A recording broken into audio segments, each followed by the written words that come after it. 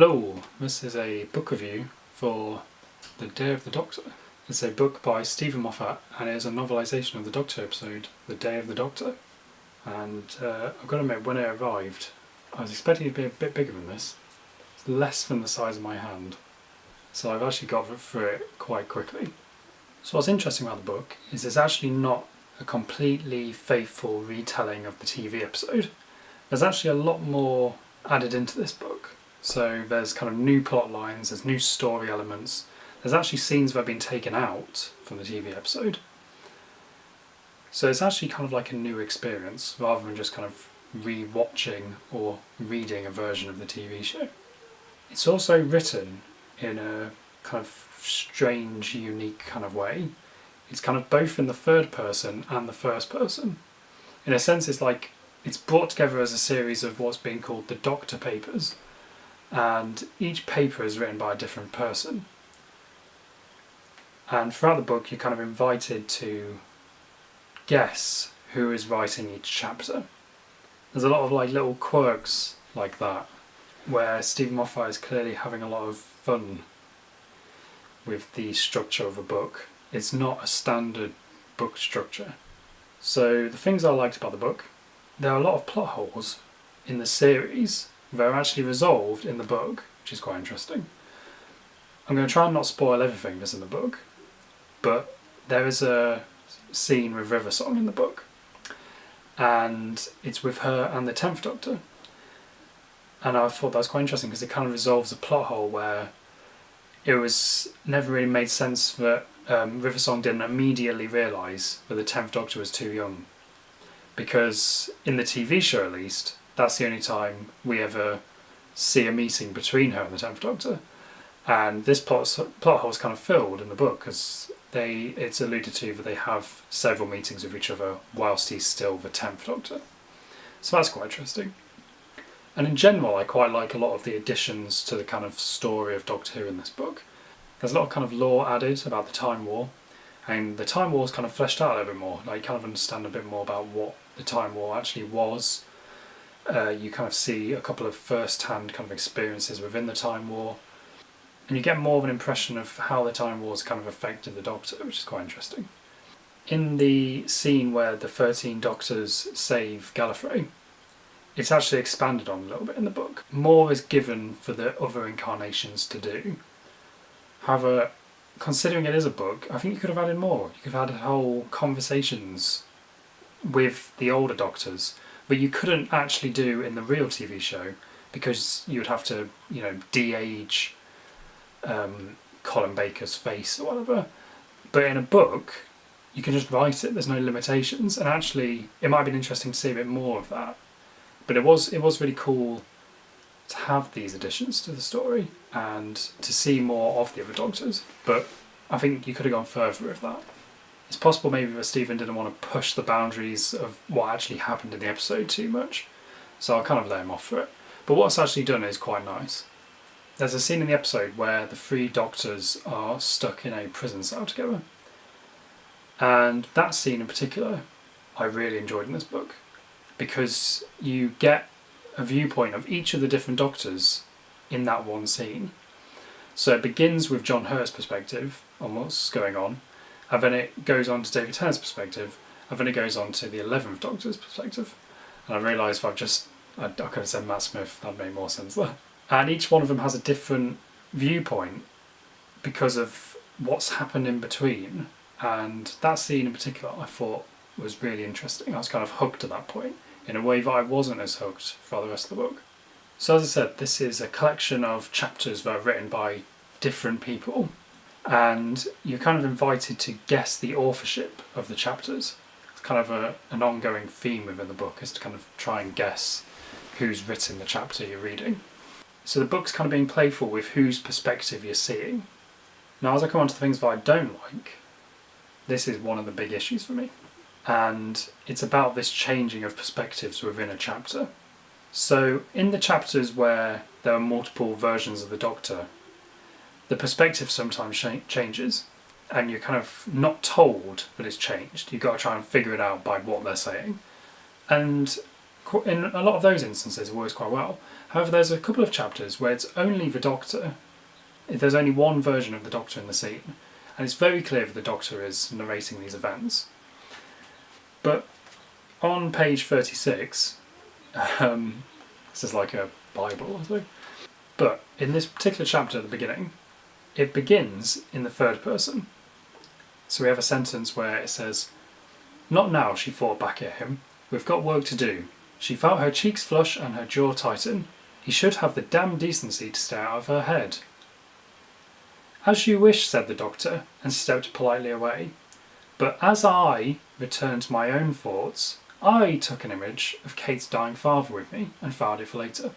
So instantly there, within a couple of sentences, it changes from just saying he for the Doctor to I for the Doctor. And then, at the end of this paragraph, it carries on. "Work to do. I squared my shoulders, straightened my bow tie, and the Doctor stepped through the doors. At the far end of a long darkened room, 2 soldiers were standing on guard, either side of a large painting mounted on an easel. The painting itself was draped in cloth, like it was something forbidden. Or maybe they were just keeping the dust off. Why did he always think it had to be something sinister? He resisted the part of his mind that was now listing all the reasons in chronological order." So within 3 paragraphs, it goes from third person to describe the Doctor, first person to describe the Doctor, back to third person to describe the Doctor. Completely unnecessarily. And I'm struggling to understand what the point is. I'm sure there's probably a reason for Steven Moffat did that. But when it comes to just reading a book, that's incredibly frustrating to read. It's like it's unnecessarily complicating it.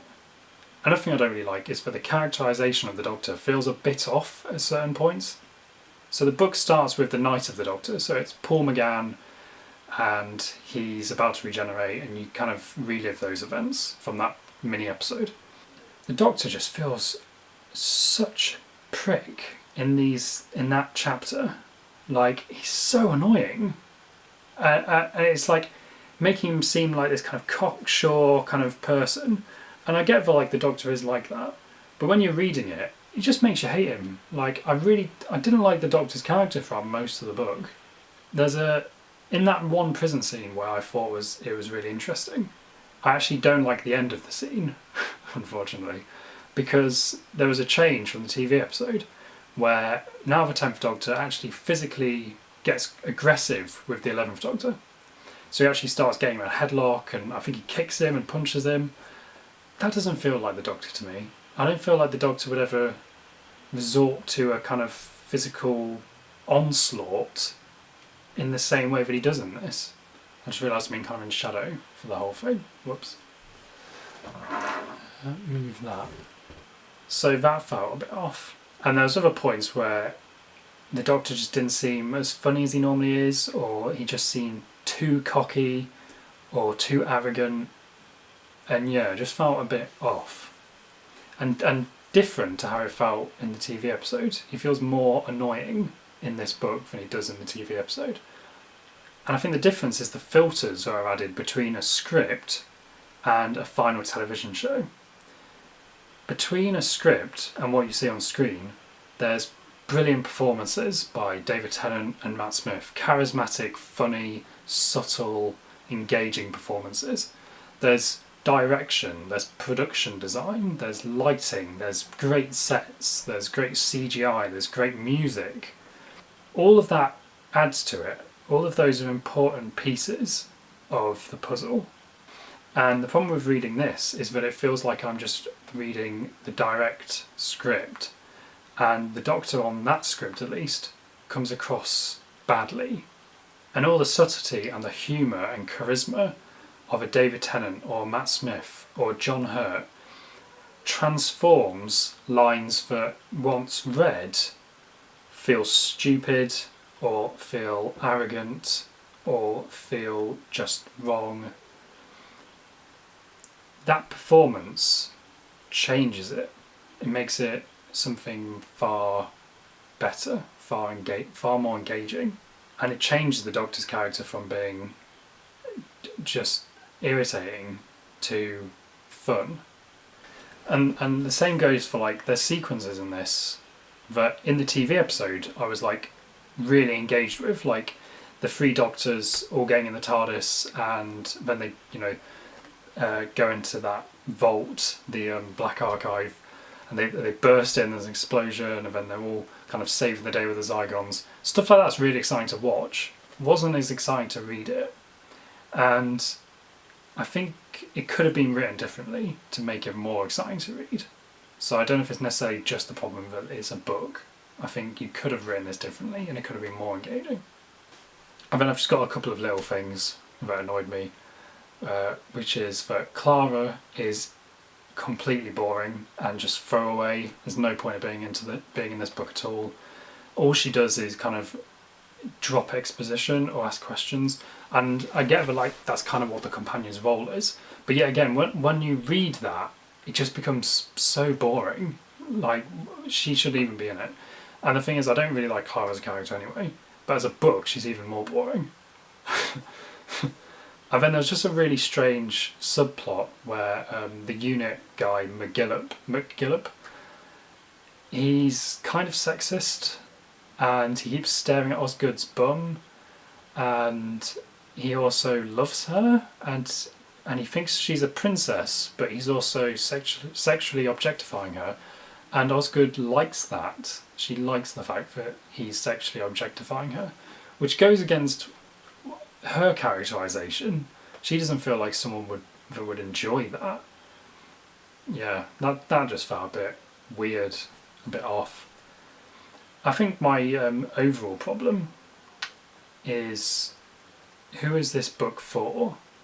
Is this book for people like me who are super nerds about Doctor Who, and I obviously understand everything that's in this book? Or are you actually wanting new people to read this?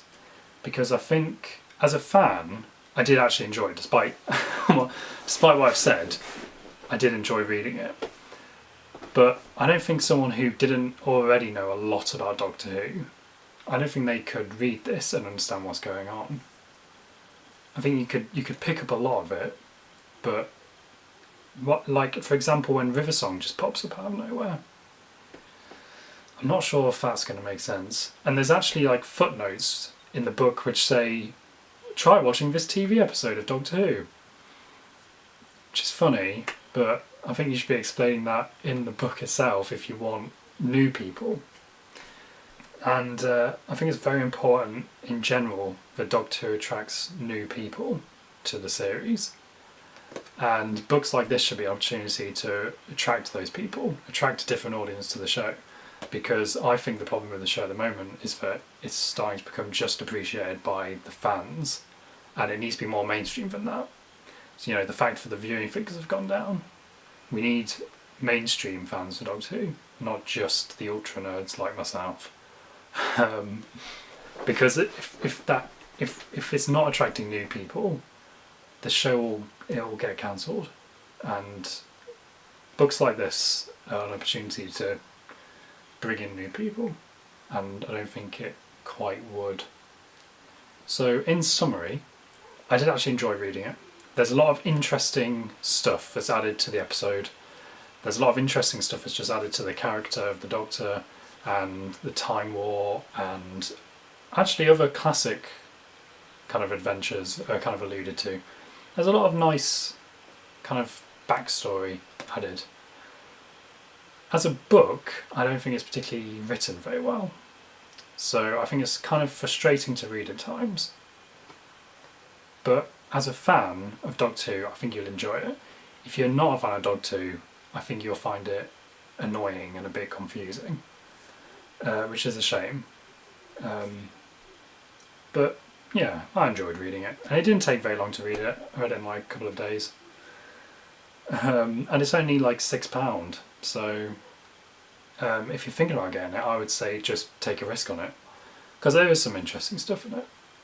So that was my review of The Day of the Doctor, but I also bought Rose by Russell T Davies, and I will be reviewing this soon once I've read it. I haven't read it yet, but I have high hopes.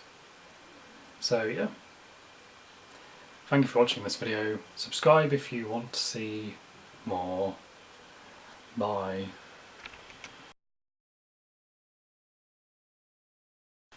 Oh, there's a really weird subplot about a clown therapist, a robot clown therapist, and that the 11th Doctor potentially mind wiped himself. So the worst aspects of the Time War, for example, how many children were killed, he made himself forget. Which kind of ruins the character arc within the episode. Like, one of the main interesting bits for the 11th Doctor is kind of started to distance himself from the Time War. If he's got a robot clown therapist to do that for him, yes. Even saying robot clown therapist, just think of that out of context. That sounds stupid. Even in context, it sounds a bit stupid.